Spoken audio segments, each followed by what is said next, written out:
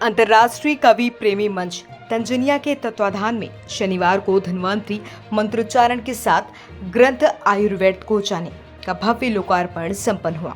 खास बात यह है कि नई दिल्ली स्थित एनडीएमसी के सभागार कक्ष में इस मौके पर मुख्य अतिथि दैनिक भास्कर, उत्तर प्रदेश उत्तराखंड समूह के सीएमडी संजय कुमार अग्रवाल, विशिष्ट अतिथि नागेश्वर राव व पद्मश्री वैद्य देवेंद्र त्रिगुणा, आयुष मंत्रालय के सलाहकार मनोज नेस्री प्रमुख रूप से मौजूद रहे। कार्यक्रम की अध्यक्षता देश के जाने माने कवि अशोक चक्रधर ने की। पेश है ये खास रिपोर्ट। मौजूद हैं संजय अग्रवाल जी, जो कि दैनिक भास्कर समूह उत्तराखंड उत्तर प्रदेश के सीएमडी हैं। सर, कैसा लगा इस प्रोग्राम में आपको? ये प्रोग्राम एक अलग ही प्रोग्राम था। मैंने जब मन से भी कहा था, ये इसे हम प्रोग्राम नहीं कहेंगे, एक ये यक्का आयोजन था, आयुर्वेद के यक्का आयोजन था। और इसकी पूर्णाहुति में तो हमारे संचालन किया जो राहुल जी ने, पूर्णाहुति पूरी अच्छे से की है। अलग ही आयोजन था। इन्होंने बताया, जब मैं इसी कह रहा हूँ क्योंकि इन्होंने बताया देवी मंदिर को ढूंढ रहे थे और इधर पे आ गए तो ये उनको देवी मिल गई है। बेसिकली आयुर्वेद हमारे धर्म से जुड़ा हुआ है और ममता जी ने जो किया, इसमें जो उन्होंने प्रयास किया है, वो हम जिस आयुर्वेद को भूलते जा रहे थे जी, उसको उन्होंने जन जन तक पहुंचाने का काम किया है, बहुत सरल शब्दों में। और मैंने ग्रंथ को देखा तो उसमें है, देखिए उसमें संपूर्णता है, उसमें इतना स्पष्ट है कि जो अज्ञान अनजान व्यक्ति है, अज्ञान है, जिसमें ज्ञान नहीं है बिल्कुल भी, वो भी उस वस्तु को लेगा, किताब को पढ़ेगा, पहचान जाएगा ये तिल है। वो उसको स्वाद, अगर वो पहचान नहीं पा रहा है तो स्वाद के द्वारा बता सकते हैं कैसे उसका प्रयोग करना। एक एक चीज बहुत डिटेल के अंदर है, मगर इसको कहेंगे जी, इस चीज को मैं कहूँगा कि गागर में सागर भर दिया गया इस पुस्तक में। और ये कार्यक्रम तो बहुत ही मतलब था। सर, आपका क्या मानना है कि जैसे कि ये लोग भूलते जा रहे थे आयुर्वेद को, आज के युग में आयुर्वेद दोबारा से फिर आयुर्वेद को आ रहा है और इसका श्रेय तो जाता है देश के प्रधानमंत्री मोदी को। 2014 के जब वो प्रधानमंत्री बने तो उन्होंने ही आयुर्वेद को आज पहुंचा दिया है। 2014 का पहले का आयुर्वेद देख लें और 2024 का आयुर्वेद देख लें आप, तो जो आयुर्वेद तो बढ़ रहा है और इसका प्रभाव कोरोना में काल में भी दिखा है और तो आयुर्वेद तो बढ़ेगा। और अब ऐसे आज मनोज निसारी जी थे, त्रिगुणा जी थे, सबने आयुर्वेद को बताया। उन्होंने बताया कि आयुर्वेद में शल्य चिकित्सा भी होने लगी है आयुर्वेद के द्वारा, तो आयुर्वेद तो बढ़ेगा, इसको अब पीछे रोकने वाला कोई नहीं है। एक बात और है, हर 500 साल में परिवर्तन होता है चीज़ों में। 500 साल पहले जो भारत था, उसके बाद जो भारत के ऊपर जो चीज़ हुई, जो अतिक्रमण हुए, आक्रमण हुए, उन चीज़ों से हमारे भारत, हमारा सनातन की भारत की जो चीज़ें थी वो सब विस्मृत हो गई थी। वो 500 साल बाद द्वारा परिवर्तन का काल आया है और वो सब चीज़ें हो रही, स्थापित हो रही हैं और ये बहुत आगे जाएगा, मेरा ऐसा विश्वास है। सर, बहुत बहुत धन्यवाद आपका ये विशेष जानकारी देने के लिए। बने रहिए मेरे साथ, मैं जितेंद्र शर्मा, दैनिक भास्कर के लिए। दोस्तों, नई दिल्ली में प्रोग्राम आयोजित किया ममता सैनी जी ने, जहां बहुत बढ़िया प्रोग्राम रहा और पुस्तकों का विमोचन हुआ। मेरे साथ दैनिक भास्कर के national coordinator doctor Rahul ji मौजूद हैं। और सर, बहुत बढ़िया मन संचालन आपने किया, 2 शब्द जनता को भी बताइए सर, कैसा रहा ये प्रोग्राम? इस प्रोग्राम में ये ऐसा ही रहा जैसे किसी का व्रत हो और वो ढूंढता रहे देवी मंदिर को, और उसे देवी मंदिर ना मिले, भूल से वो एनडीएमसी के इस वेन्यू में आ जाए और इस प्रोग्राम को देखे, आयुर्वेद की जाने की तपस्या को देखे, तो ऐसा लगेगा उसे मंदिर की वो मूर्त मिल गई जिसको प्रणाम करना चाहता था। तो ऐसा ही लगा ये प्रोग्राम जैसे किसी मंदिर के दर्शन हो गए हों।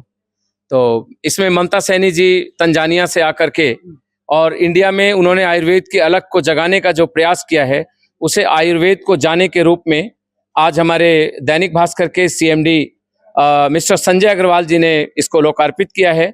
और इसके लिए हम सभी को, मैं दैनिक भास्कर परिवार और अंतर्राष्ट्रीय काव्य मंच, प्रेमी काव्य मंच की तरफ से सभी को धन्यवाद देना चाहता हूं। और मेरा सौभाग्य है कि इसकी भूमिका इस पूरे पुस्तक की मुझे लिखने को मिली है, तो इसलिए दैनिक भास्कर की तरफ से ही ये भूमिका लिखी गई, इसलिए हमारे दैनिक भास्कर को लाख लाख धन्यवाद। डॉक्टर साहब, मैं जानना चाहता हूँ कि आयुर्वेद को जाने ये पुस्तक का विमोचन हुआ, क्या लाभ मिलने वाला है लोगों को इसमें? लाभ इसमें ये है कि जो हम पहले दादी नानी के नुस्खे देखा करते थे वो हम भूलते चले गए हैं। आजकल व्हाट्सएप डॉक्टरी का इतना बड़ा प्रभाव हो गया है कि ओरिजिनल आयुर्वेद की चीजें खत्म होती जा रही हैं। तो उसको खत्म करने के लिए, व्हाट्सएप के साइड इफेक्ट को खत्म करने के लिए इस डॉक्टरी के, इसमें एक एक जड़ी बूटी के ऊपर एक एक दोहे के रूप में कविता संकलित की गई है। अब सरल भाषा में जो कविता में नहीं समझ पाता है, फिर उसे समझाने के लिए इसमें हिंदी भावार्थ है उसका। तो सेवन विधि, गुण, सेवन विधि और कैसे ली जाएगी तोला मासा रत्ती में इसके गुण, ये सब समझाने का जो प्रयास किया गया है, ये बड़ा सफल प्रयास है। ये लोगों को आगे जाकर के नई पीढ़ी को घर घर में रसोई के लिए ये मील का पत्थर साबित होगा। सर बहुत बहुत धन्यवाद जानकारी देने के लिए। Thank you. ममता सैनी जी ने पुस्तक का विमोचन किया जिसमें हमारे हास्य कवि अशोक चक्रधर जी मौजूद रहे और मेरे साथ बने हुए हैं। सर बहुत बहुत स्वागत है आपका दैनिक भास्कर में। जी जी। नहीं, मुझे बड़ा अच्छा लगा कि एक कवि को चिकित्सा के क्षेत्र में निमंत्रित किया गया। वैसे आपकी जानकारी के लिए बताऊं कि कविराज जो है वैद्य को कहते हैं। जो कवि होता है वही वैद्य हो सकता है, वो समाज का वैद्य है। वो अपना विरेचन करता है अपनी कविताओं के माध्यम से, और वैद्य राज का अगर सहयोग मिल जाए तो औषधियों से भी कर देगा। तो आप तो देश को हंसाते हुए आए हैं, दशकों से हम भी देखते आ रहे हैं, और आज आयुर्वेद के अंदर दोहे जी, कैसा लगा ये देख के? नहीं, बहुत अच्छा है। मैं तो ममता का सलाहकार भी हूँ। पहला जब इन्होंने अभियान चलाया था, देश की संस्कृति को लाने के लिए आगे वीडियो बनाए थे, फिर भारत को जाने के लिए जो ममता जी ने बहुत बड़े अच्छा काम किया है, तो उन्होंने मुझसे जुड़ाव बनाए रखा है। मैं उनका सलाहकार भी हूँ, मित्र भी हूँ और उनका शिक्षक भी। अशोक जी, अभी कवि के अगर कविताओं को लें तो आज के डेट में जो युवा हैं वो कितना दूर जा रहे हैं इन सब चीजों से, उसके ऊपर क्या मानना है? नहीं, दूर नहीं जा रहे।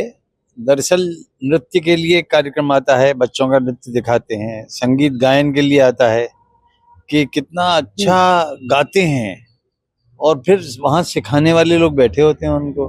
तो कविता के जो कार्यक्रम आते हैं उनमें सिखाने वाला कोई नहीं है। ये भी एक कला है ना, बिना सीखे तो कुछ नहीं होता है।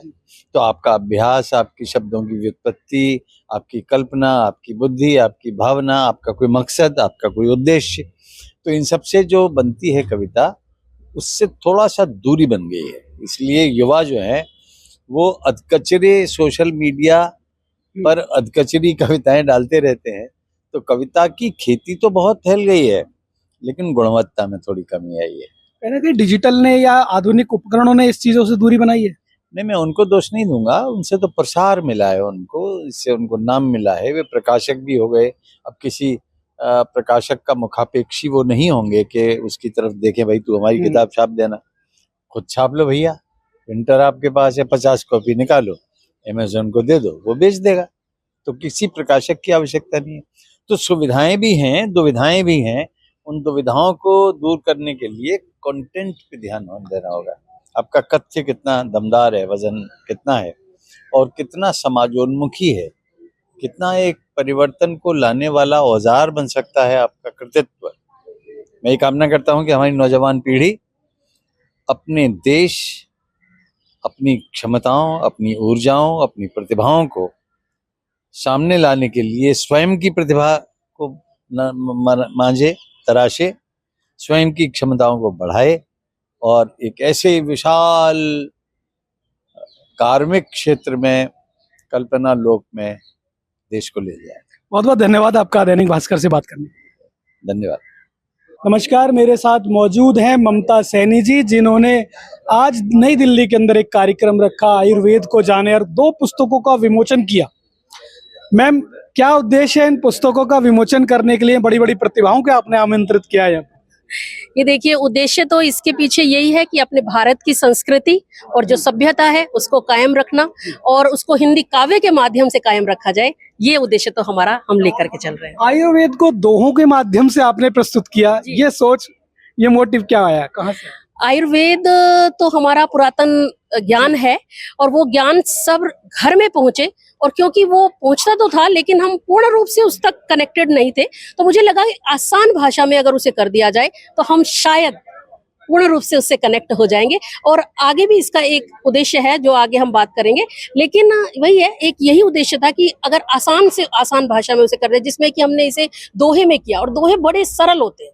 अगर सबसे सरल छंद जिसको कहा जाए तो वो दोहा और चौपाई होते हैं। लोगों को बहुत पसंद आने वाला है। बहुत बहुत पसंद आना है, क्योंकि हम लोग पुरातन में रामायण पढ़ते हैं तो दोहे और चौपाई पे ही रामायण है हमारी, तो उससे एक कनेक्शन अलग है। तो मुझे वही एक कनेक्शन लगा कि हम अपनी रसोई को काव्य से जोड़ दें, तो उसको मैंने जोड़ा है, आयुर्वेद को पूरा दोहे से जोड़ दिया है। बहुत बढ़िया आपका प्रेजेंटेशन रहा, ये कार्यक्रम रहा। और मैम सबसे बड़ी बात मैं ये कहना चाहूंगा, जैसे आज की पीढ़ी इन सब चीजों को भूलती जा रही है, जी वहाँ कहीं ना कहीं आपने यज्ञ में एक आहुति का काम किया। जी बिल्कुल, ये कह सकते हैं भूलती जा रही है। शायद मुझे ऐसा लगता है हमने कभी याद ही नहीं किया। भूलना तो बाद की बात है, हम अपनी बात करें, हम अपनी बात करें। जो हमारे बड़े हैं वो तो इसे याद करते हैं, लेकिन जब तक हमारी जनरेशन और उससे नीचे आती है तो वो लुप्त होती जा रही है। तो आप जैसे आपने कहा कि भूलती जा रही है, तो उसको हम नए ग्रंथ के रूप में, नए रूप में उसे प्रस्तुत किया, क्योंकि जरूरत है बदलाव की।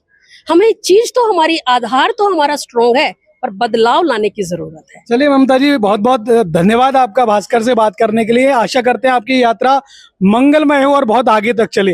दोस्तों बने रहिएगा मेरे साथ, ऐसे हद प्रतिभाओं से आपसे मिलवाता रहूंगा। मैं जितेंद्र शर्मा, दैनिक भास्कर के लिए।